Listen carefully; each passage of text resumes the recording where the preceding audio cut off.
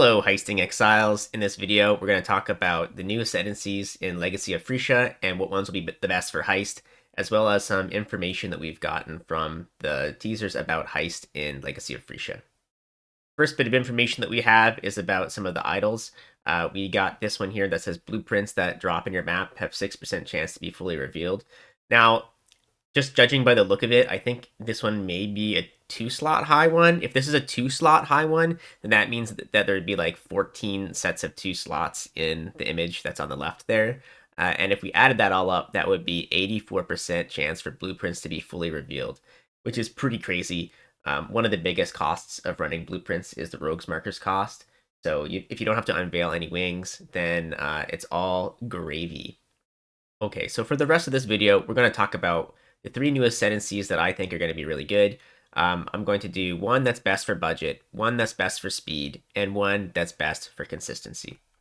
And my heist stat philosophy is as follows. I think that heisting is very different from mapping. So for mapping, I think people like to prioritize damage, then speed, then defense, and then utility.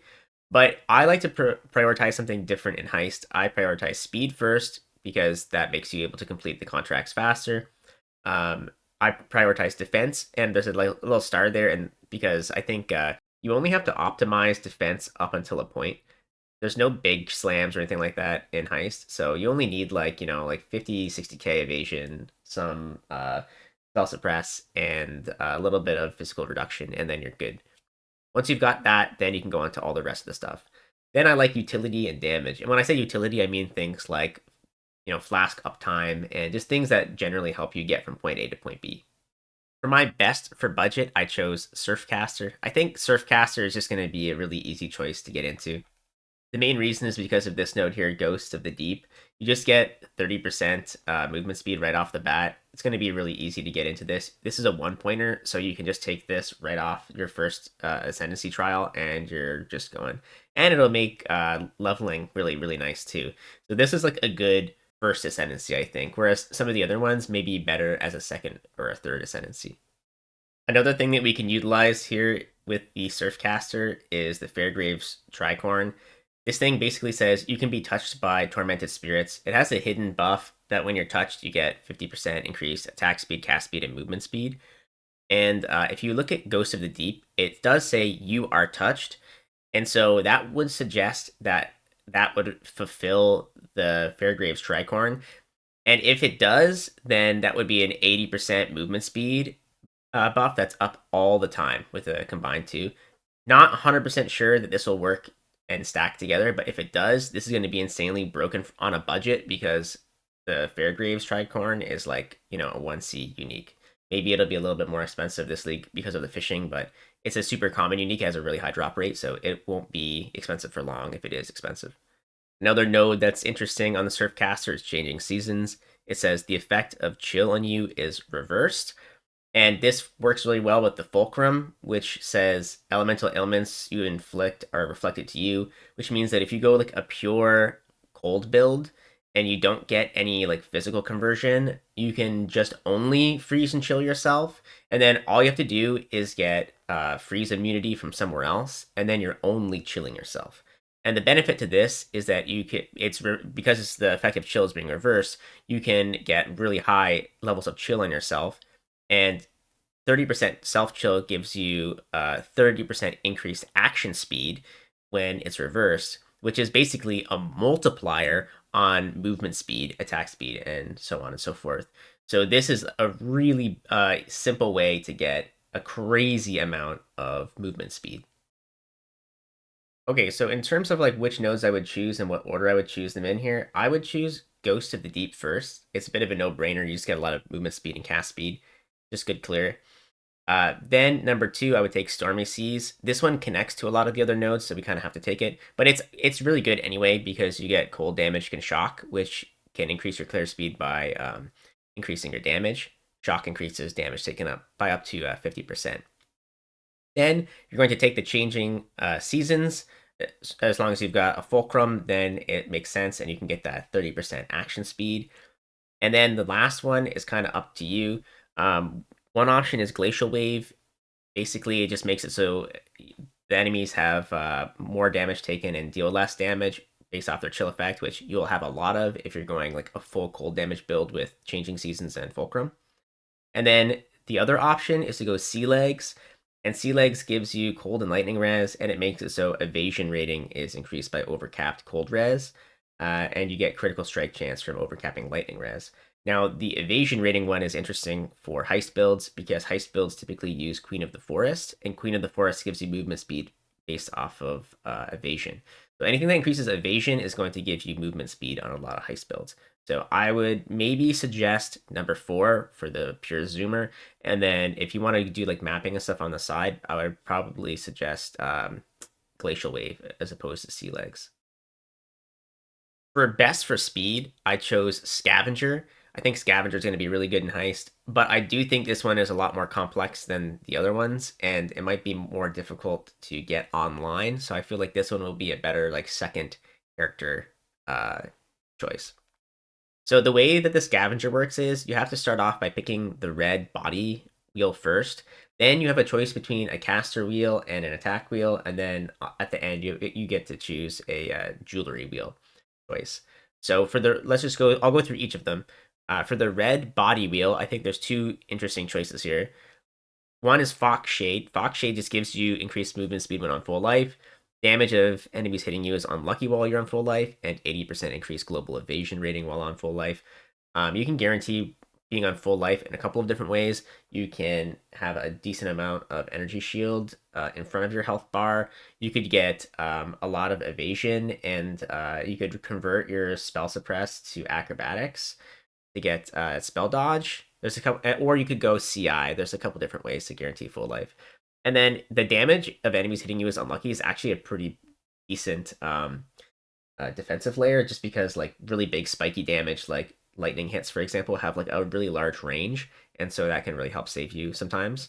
And then the global evasion rating while in full life that can help scale your Queen of the Forest. So overall, this one is a really good option for heist.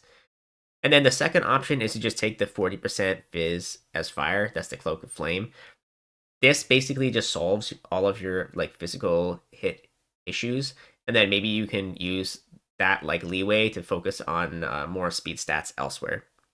For the blue caster wheel, similar thing to what we were doing with the Surfcaster, except it's reversed. This time we get the fulcrum on the tree and we take Winter Weave for the chill reverse. This is the same concept as the last one, so I'm not going to go into it.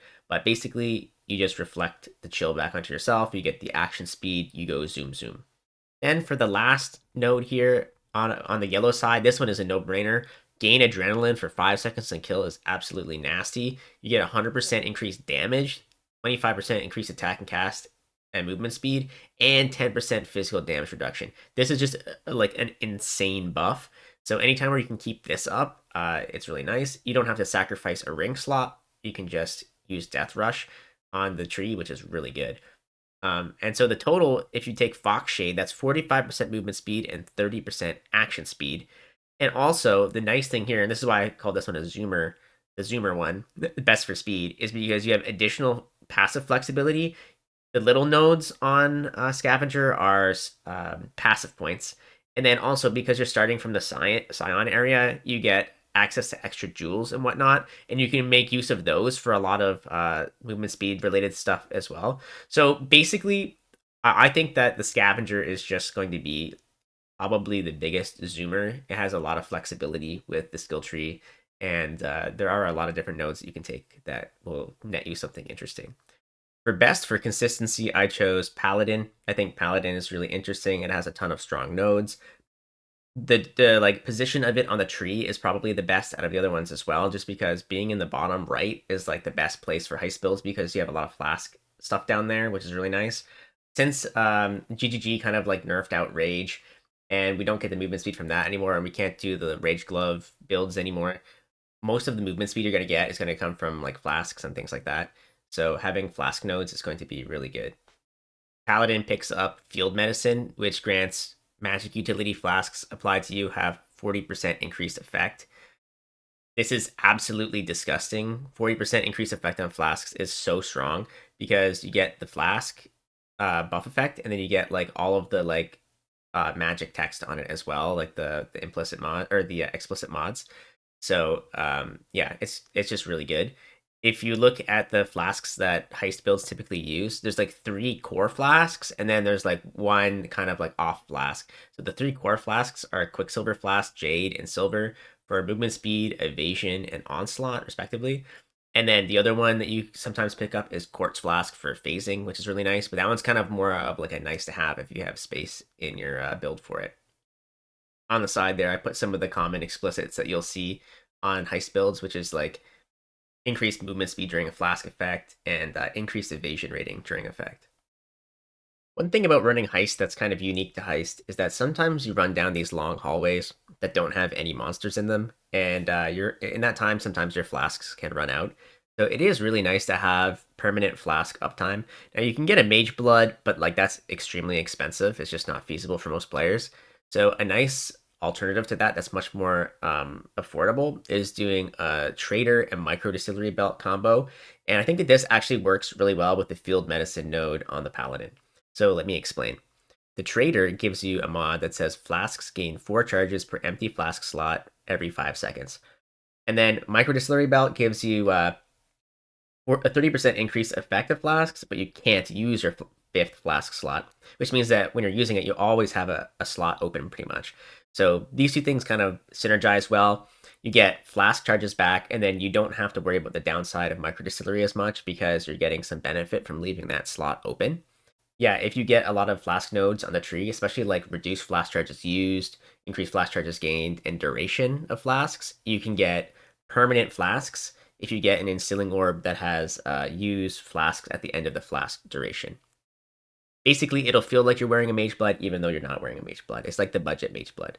So yeah, this is a really good combo, and it'll be really good on Paladin with that 40% increased effect. So with the two of these, you have 70% increased effect. That is a significant amount of increased effect, and that will scale your movement speed, your attack speed, your evasion, everything.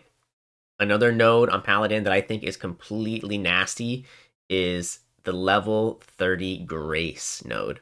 So the difference between level 20 and level 30 Grace is 962 flat evasion, which is 62% increase, and then an additional 5% more evasion. And this is before any other aura scaling is done. This is really strong. And again, I've said before, you have a Queen of the Forest on almost every heist build. Scaling evasion up is a nice way to get movement speed, and it increases your defenses as well. So this is just really nice. For your last two nodes, there's two that kind of really stand out. Light of Divinity, nearby enemies take 25% increase elemental damage. Great, you just get easy, consistent damage scaling. It's not conditional. It's just there. And then Anointed Champion gives you consecrated ground while stationary and then makes it linger for 4 seconds. This is fantastic because when you're zooming so fast on a heist build, you are not standing on consecrated ground for very long. And you also don't want to run a consecrate flask because there's better flasks to run. So just getting a free consecrated ground, all you have to do is just like stop for like a fraction of a second every like 4 seconds to get the buff to come back up.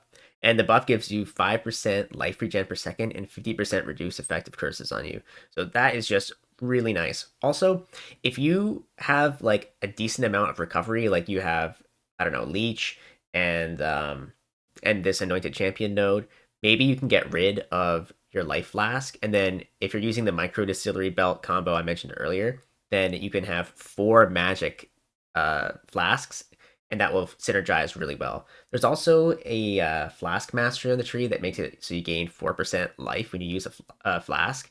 So yeah, again, if you get the like repeating flasks on the instilling orb on all of your flasks, then you can just get quite a bit of health back between Anointed Champion, that node, and all of your leech. Okay, and that brings me to what am I doing for my league starter? I think I am going to choose the Paladin. I think it's really consistent. I think the fact that it's in the bottom and I can access the flask nodes easy will be nice to get off the ground. Just being able to start in your first lab, 25% more damage, in your second lab, have regen is going to be absolutely nuts. And then you can pick up the like flask effect stuff later on. You don't really have many great flasks in the campaign anyway, so you won't pick that up first. But later on, once you get into maps and you start leveling up, that will be really really potent.